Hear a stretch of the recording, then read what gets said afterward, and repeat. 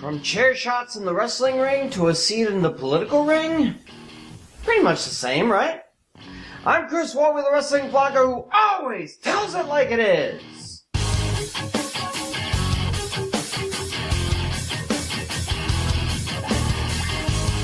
Now for the record, I am very, very, very apolitical.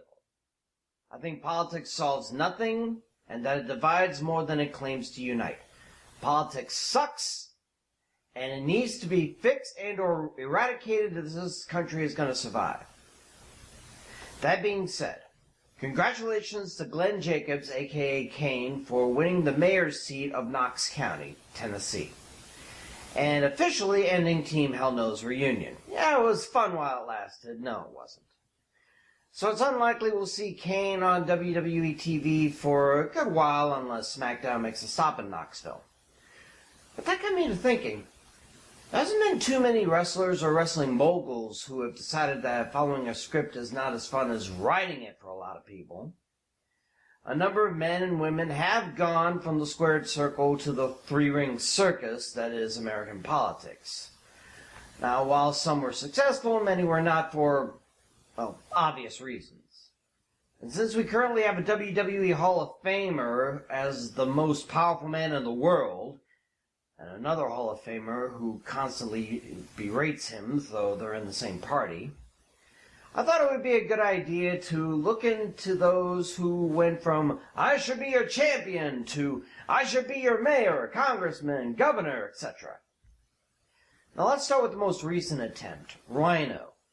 The ECW legend out of Detroit ran for a Michigan State representative seat in 2016. He actually won the Republican primary and faced off against Abdullah Hamoud in the general election. He lost by a 2-1 margin.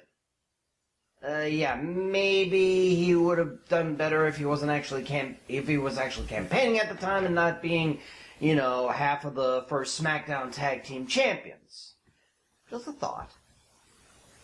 Of course, we all know Linda McMahon's attempts at a Senate seat in Connecticut, right?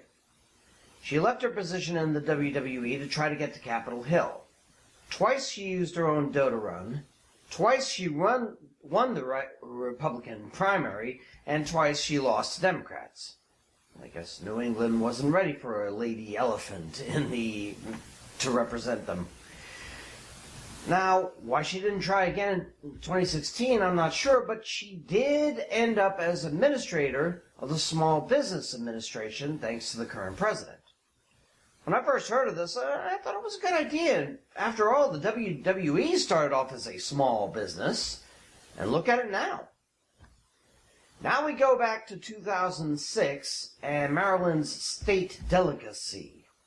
If Arnold has taught us anything, it's that you don't need to be born in the U.S. to run for any job outside of president. And that was no truer than when the recently departed Nikolai Volkov ran for the position. Now, he may have lost, but for a Yugoslav Croatian who emigrated to Canada and found fame as a Soviet Lithuanian in America, didn't do that badly.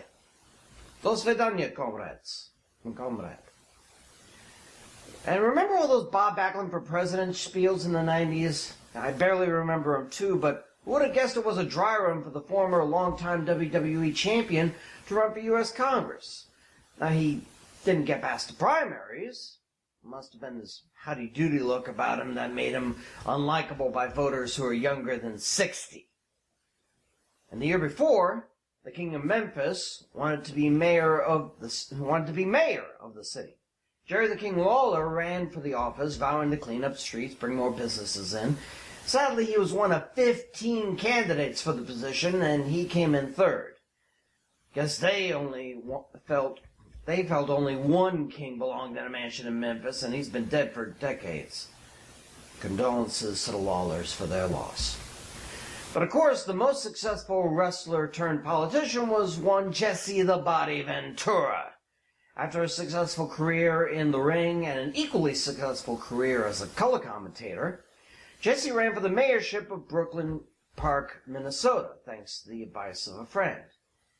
He kicked out a 25-year incumbent and served for 4 years. Then in 98, he ran for governor of Minnesota as one of Ross Perot's Reform Party. He just barely beat out the Republican nominee by about 3% of the vote. Now, he didn't run for re-election in 2002 but he's not done yet. Rumor has it he wants to run for president under the Green Party. Considering he's as apolitical as I am, I think I know who I'd vote for if that happens. So maybe The Rock running for president isn't such a bad idea? We know a wrestler and actor can run a state fairly well. Why not give them a shot at a country? All right, maybe not. Maybe not the best of ideas.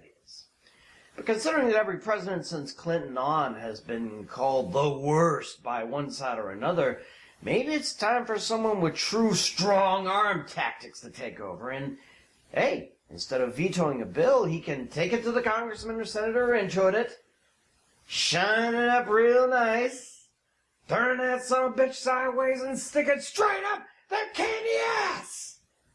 I would so watch C-SPAN to see that happen. I'm Chris Wolvie, the wrestling blogger who always tells it like it is. See ya!